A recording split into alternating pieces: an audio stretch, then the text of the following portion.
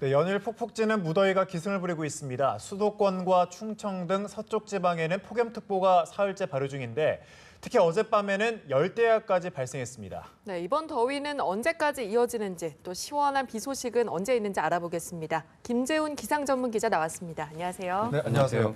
네, 요즘 정말 더운 것 같습니다. 보통 우리나라 날씨를 사만사온이라고 하는데 이 온이라는 단어도 모자랄 정도로 계속해서 더운 날씨인데 오늘도 날씨가 계속 더운 거죠?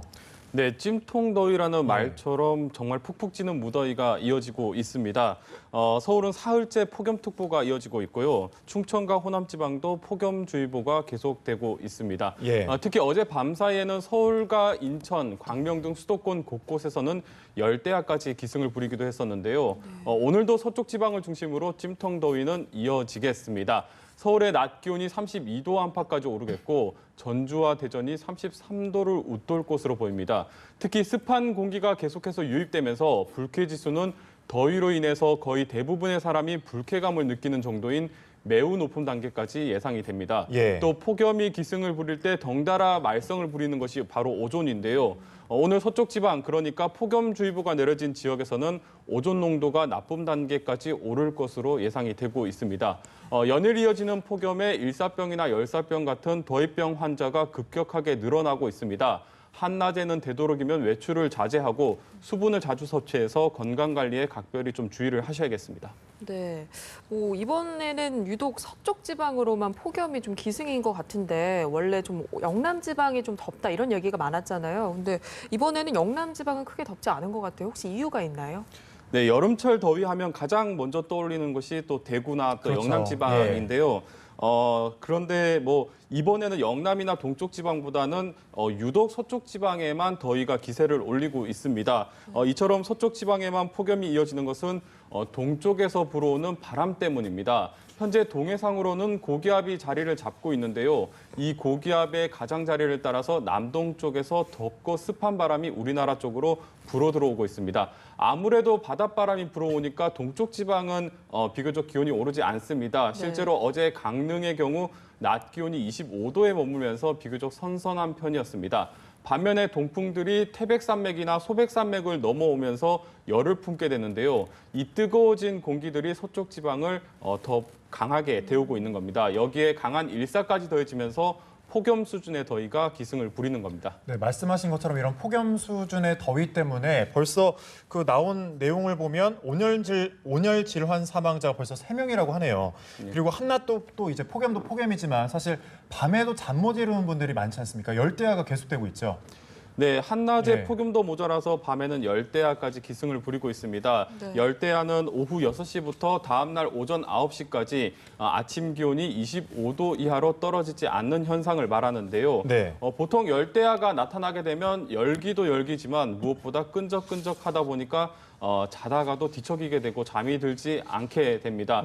많은 분들이 느끼시는 것처럼 이 열대야는 단순히 온도가 높은 날보다는 오늘처럼 습도가 높은 날에 더 자주 발생을 하게 온도보다는 습도가 중요하군요. 그렇습니다. 습도가 높은 날에 자주 발생을 하는데 보통 습도가 낮은 날은 열기가 상공으로 곧장 빠져나가지만 습도가 높은 날은 열을 잘 흡수하는 수증기가 지면의 열을 빠져나가지 못하게 붙잡아두면서 밤에도 기온이 잘 내려가지 않게 됩니다. 사실 올해 5월에도 어제와 오늘과 비슷한 기온이 보인 적이 있었습니다.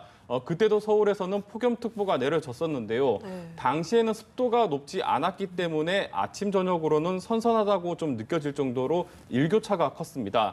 그러니까 습도가 높고 낮음에 따라서 더위의 성질이 좀 확연하게 달라진다고 생각을 하시면 될 것 같습니다. 열대야 현상은 대도시에서 더 자주 발생합니다. 특히 에어컨 실외기 같은 인공적인 열이 많이 발생하는 도심에서는 열섬 효과까지 더해지기 때문에 열대야가 더 심하게 나타나고 또 더 빈도도 자주 나타나게 됩니다.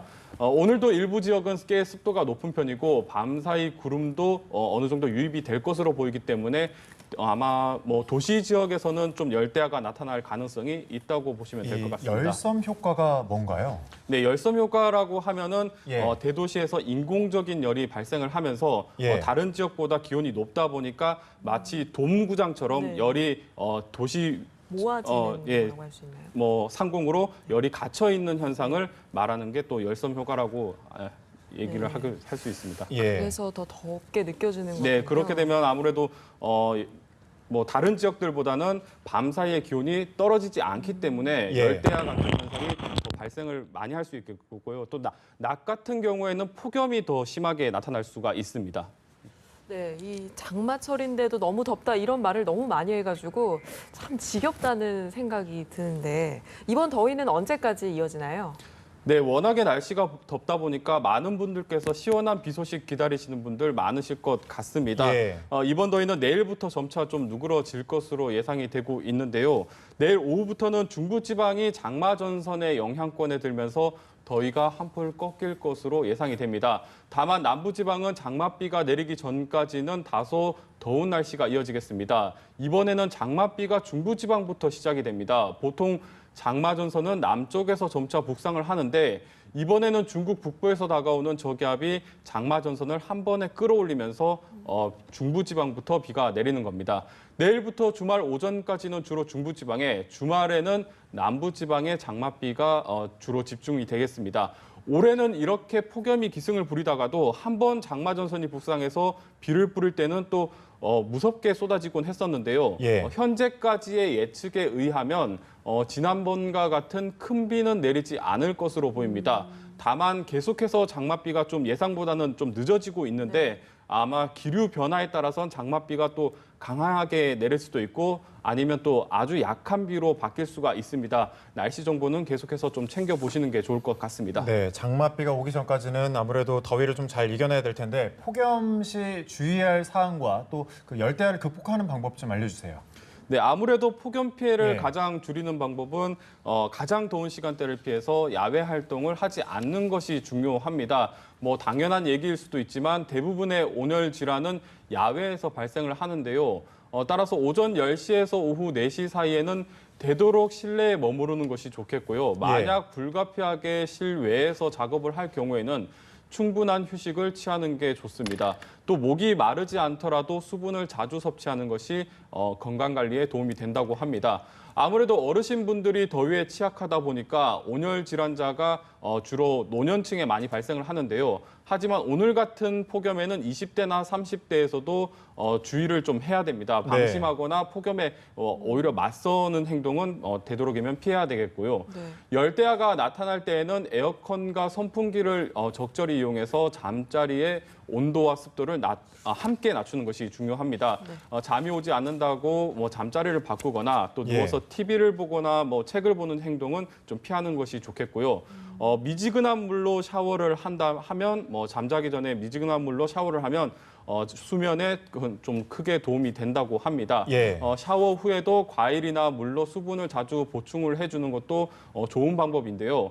다만 지나치면 또 자다가 화장실을 또 갈 수 있기 때문에 이 부분은 좀 주의를 해야 되겠습니다. 네, 오늘 하루 좀 물 좀 많이 마셔야겠네요. 오늘 말씀은 여기까지 듣겠습니다. 김재현 기자 고맙습니다.